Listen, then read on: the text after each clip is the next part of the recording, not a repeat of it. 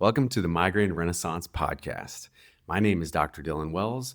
I'm a doctor of physical therapy, orthopedic clinical specialist, certified strength and conditioning specialist, as well as a migraine-focused health coach. I'm incredibly excited to be able to bring this to you all. It's something I've been working on for quite some time behind the scenes, and this is going to be a place where we're going to dive deeper into each of these nuanced migraine recovery topics, as well as some of the more generalized health optimization-focused principles that the evidence is showing just about everyone can really benefit some from, especially people dealing with migraines. So without further ado, let's dive in. If you've ever felt like no one really gets what it's like to live with migraines, the unpredictability, the overwhelm, the invisible toll, you're not alone. I've lived that story myself. From missing work and bailing on social plans to trying every medication, diet, and trick I could find online, I know the frustration of feeling like nothing's working and no one's really listening. That's exactly why I created this space, to help you understand what's actually going on in your brain and to give you real evidence-based steps that really move the needle, not just mask the symptoms. This neurological condition is truly much more than it's often given credit for. Migraines are the number one cause of disability in adults under 50 years old and the second leading cause of disability at all ages. Let that sink in for just a minute. Why is that information such a surprise? Why don't more people know about this? Migraines are widely misunderstood and often brushed off as just a headache. But this is more than just a bit of head pain. It affects our ability to think clearly, our mental health, our ability to connect with our friends and families, and even keeps us from working the way we wish we could. No, you're not just lazy. 1 in 5 people with migraines reports having had to change careers because of the disabling nature of this condition. The annual healthcare financial burden for direct treatment costs of migraines is estimated to be about $11 billion. And that was back in 1999. It has gotten much more expensive since then. When you also consider the broader economic consequences, like reduced productivity at work, some estimates of the cost reach $240 billion annually. The personal, societal toll of reactive migraine care and the cost of treating other migraine-related health conditions, also known as comorbidities, the true financial burden becomes significantly larger. All this to say, migraines are far more than meets the eye, and so many people are really unsupported in our recoveries from this complex neurological condition. But I want you to know that I see you.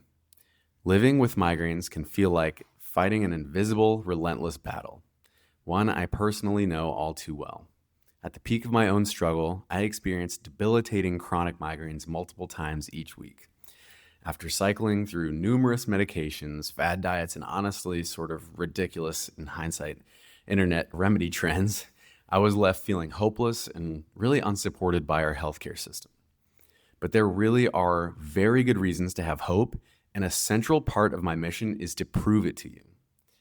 I myself have recovered from this, and now I get maybe one migraine every half year or so, and that's only really if my routine gets way off.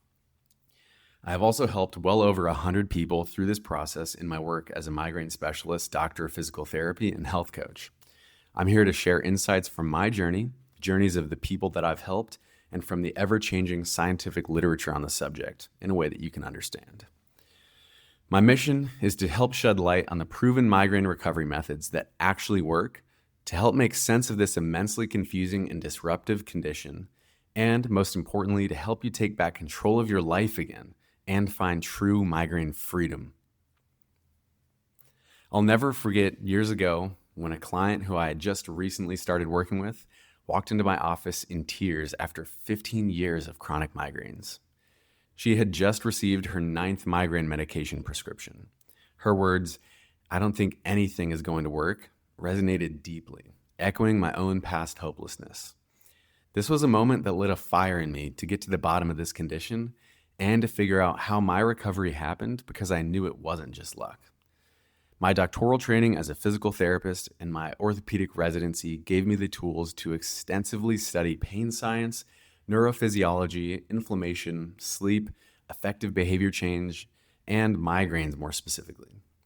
This ultimately led me to start my journey focusing specifically on helping people with overcoming their migraines. So let's talk about how I can help clarify the path forward. The migraine journey is often very confusing and overwhelming, but it doesn't have to stay that way. My goal is to help you understand your unique migraine system so you can take targeted, effective action. One of the core tools that I use for this is what I call the migraine bucket framework, which I'll be introducing in next week's Migraine Renaissance Weekly, so stay tuned for that. This framework lays the foundation for what I call the Move Well's migraine method, a structured, integrative approach built around the 7 pillars of migraine renaissance. These pillars are grounded in up-to-date scientific evidence and real-world success stories. They also represent the most impactful areas you can address to sustainably reduce the frequency and severity of your migraines. Here's a quick look at the 7 pillars of migraine renaissance. Pillar 1 is efficient, effective exercise. We tailor movement strategies built on resilience instead of triggering migraines. This is often the most important yet misunderstood pillar of migraine recovery. Pillar 2 is sleep optimization. High-quality sleep is crucial because it's the foundation of our brain and body's innate repair system. Pillar 3 is nutrition and hydration. Strategic fueling and nutritional support to promote enhanced neurological stability and inflammation regulation is crucial in this process. Pillar 4, stress management and nervous system resilience. We work on building an internal shield against overstimulation, which is a remarkably underappreciated component of migraine recovery. Pillar 5 is neck, jaw, shoulder pain management, as well as some of the migraine pain management. And we focus on addressing these key physical aggravators that have a direct or indirect influence on the center of the migraine system, the trigeminal-vascular system. We'll talk more about that coming soon in the next couple weeks. Pillar 6 is trigger tracking and management. In MoveWell's migraine coaching, we use the migraine metric system for highly personalized insights and proactive preventative strategies, but you can also just start journaling this on your own with a basic structure of just tracking your triggers, tracking your food, sleep, etc., things like that. We'll talk more about that soon. Pillar 7 is sustainable change in community. Meaningful behavior change is inherently built around empowering and maintaining the development of lasting and realistic beneficial habits. Community support can be a crucial factor in making this actually happen. These are the areas that consistently make a real dent in migraine recovery outcomes based on the most up-to-date studies on migraine recovery. Each of the 7 pillars really contains numerous different subcategories that can be focused on for driving meaningful recovery. It's also important to remember that while everyone's recovery fits into this general framework, there is no one-size-fits-all approach to making this work. One person might not have the exercise pillar figured out, but has the sleep pillar optimized for them, while the next person might be in the opposite position. This is a good starting point for you to analyze your situation and think, could any of these pillars be a little bit or maybe a lot better? I'll be diving into each of these in the upcoming publications, but for now, just know that each of these pillars helps to focus our efforts and simplify the recovery process. So, this week's actionable steps, this is something we'll be talking about each publication. There are 3 steps you can consider using immediately to potentially cut your migraine days in half. The first one would be a magnesium check. It's estimated that 50% or so of people with migraines are deficient in magnesium. Consider incorporating magnesium-rich foods such as spinach, almonds, pumpkin seeds, or discussing supplementation with your trusted healthcare professional. Most recommendations are for around 400 to 600 milligrams daily for people with migraines, but this depends on your situation and not everyone responds the same way.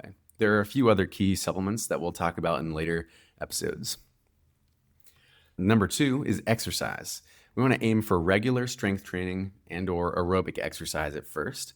Both are proven to significantly reduce migraine frequency. You're probably going to want to start gentle and progressively increase your intensity over time as your body adapts. Aiming for at least 150 minutes per week of moderate intensity endurance activity and or 75 minutes per week of vigorous intensity endurance activity and 2 days per week of resistance training. That means we're trying to get both aerobic and resistance training in. This has remarkable migraine fighting value as a minimum to shoot for. But if you're not quite close to that yet, just doing anything is miles better than doing nothing. So you can even start with a few 5-minute exercise snacks in your day. That would be like squatting for 5 minutes to really get to the point where your muscles are burning, and just doing little bursts of that is a great way to start.